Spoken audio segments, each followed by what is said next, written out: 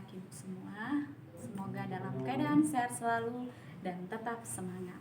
Berjumpa lagi dengan ibu di pelajaran pendidikan dan kewarganegaraan pada semester ini.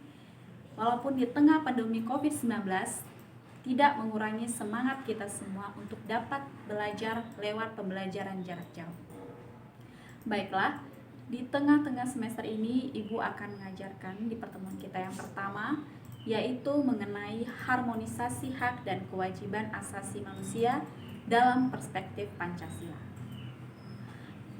Pada bab ini ada kompetensi dasar yang Ibu ajarkan. Yang pertama, menghargai hak asasi manusia berdasarkan perspektif Pancasila sebagai anugerah Tuhan Yang Maha Esa. Yang kedua, bersikap peduli terhadap hak asasi manusia berdasarkan perspektif Pancasila dalam kehidupan berbangsa dan bernegara. Nah, pertama kita lihat terlebih dahulu HAM menurut Undang-Undang Nomor 39 Tahun 1999. Pengertian HAM menurut Undang-Undang Nomor 39 Tahun 1999. Hak asasi manusia adalah seperangkat hak yang melekat pada manusia sebagai makhluk Tuhan Yang Maha Esa dan merupakan anugerahnya yang wajib dihormati, dijunjung tinggi, dan dilindungi oleh negara, hukum, pemerintah, dan setiap orang demi kehormatan serta perlindungan harkat dan martabat manusia. Apa makna yang terkandung dalam hak asasi manusia?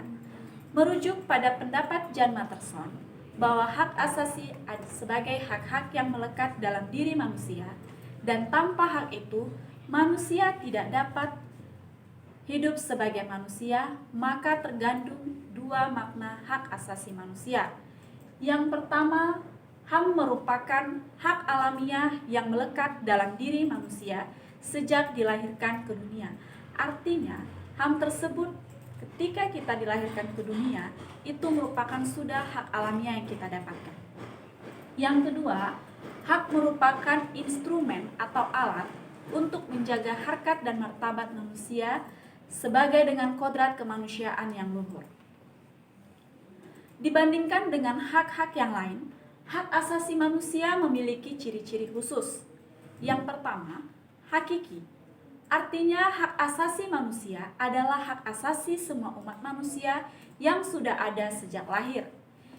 Yang kedua, universal. Artinya hak asasi manusia berlaku untuk semua orang tanpa memandang status, suku, gender, atau perbedaan lainnya. Yang ketiga, tidak dapat dicabut. Artinya hak asasi manusia tidak dapat dicabut atau diserahkan kepada pihak lain.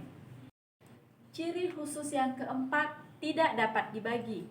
Artinya, semua orang berhak mendapatkan semua hak, apakah hak sipil atau politik, hak ekonomi, sosial, dan budaya. Kita lihat makna kewajiban hak asasi manusia. Selain mendapatkan hak, setiap orang juga memiliki kewajiban. Sebagai seorang anak wajib membantu orang tua. Sebagai seorang pelajar harus menjalankan aturan sekolah, misalnya melaksanakan tugas piket. Di slide sudah kamu nampak di situ ada beberapa gambar. Yang pertama itu adalah gambar seorang anak yang membersihkan pekarangan rumahnya.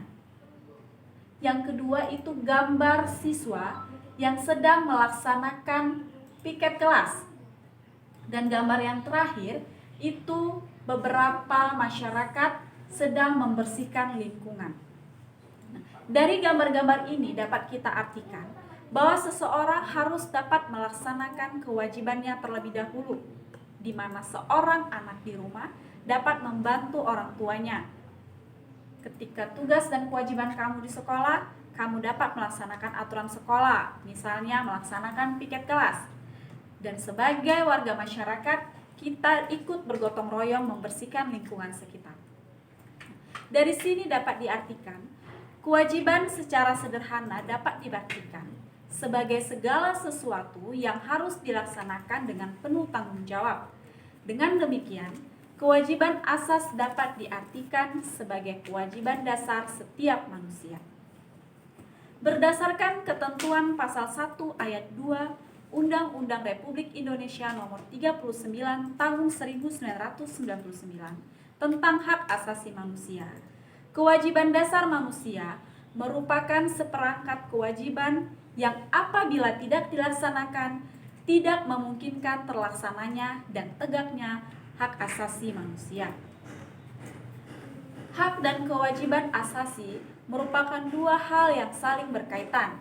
Keduanya memiliki hubungan kausalitas atau hubungan sebab akibat. Seseorang mendapatkan haknya dikarenakan dipenuhinya kewajiban yang dimilikinya. Misalnya, seorang pekerja mendapatkan upah setelah dia melaksanakan pekerjaan yang menjadi kewajibannya. Selain itu, hak yang didapatkan seseorang sebagai akibat dari kewajiban yang dipenuhi oleh orang lain. Hak dan kewajiban asasi juga tidak dapat dipisahkan, karena bagaimanapun dari kewajiban itulah muncul hak-hak dan sebaliknya. Akan tetapi sering terjadi pertentangan karena hak dan kewajiban tidak seimbang. Demikianlah yang dapat Ibu sampaikan pada materi kita yang pertama ini. Kiranya apa yang boleh Ibu sampaikan dapat anak-anak sekalian pahami dan mengerti. Tetap semangat dan tetap belajar di rumah. Dan tetap melakukan dan mematuhi protokol kesehatan, menjaga jarak, memakai masker ketika berada di luar rumah, serta rajin mencuci tangan. Sampai jumpa di pertemuan selanjutnya.